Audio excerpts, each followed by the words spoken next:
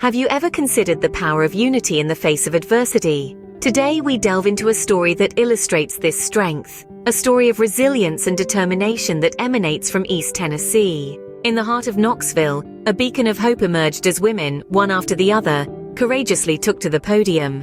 They were advocating for justice, not just for themselves but for all victims of sexual assault. A woman named Anya spoke out, recounting her harrowing experience. She had been victimized in a time of personal struggle with addiction, and she passionately insisted she was not to blame.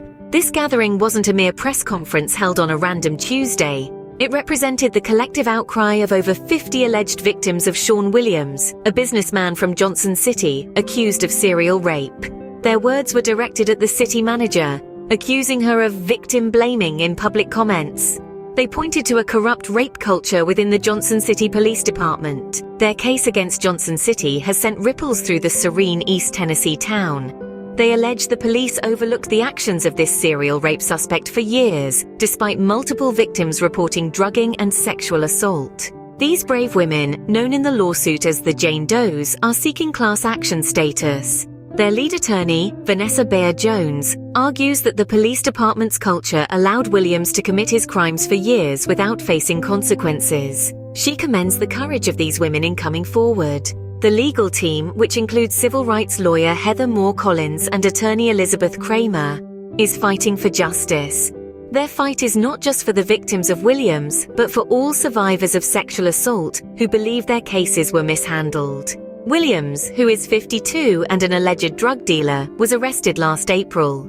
He had been on the run for close to 2 years. When the police apprehended him, they discovered drugs, cash, and disturbing images, including videos of assaulted women who had previously reported their cases to Johnson City Police. However, despite his capture in November, Williams remains in custody, facing trial on charges of sexually assaulting 2 young children.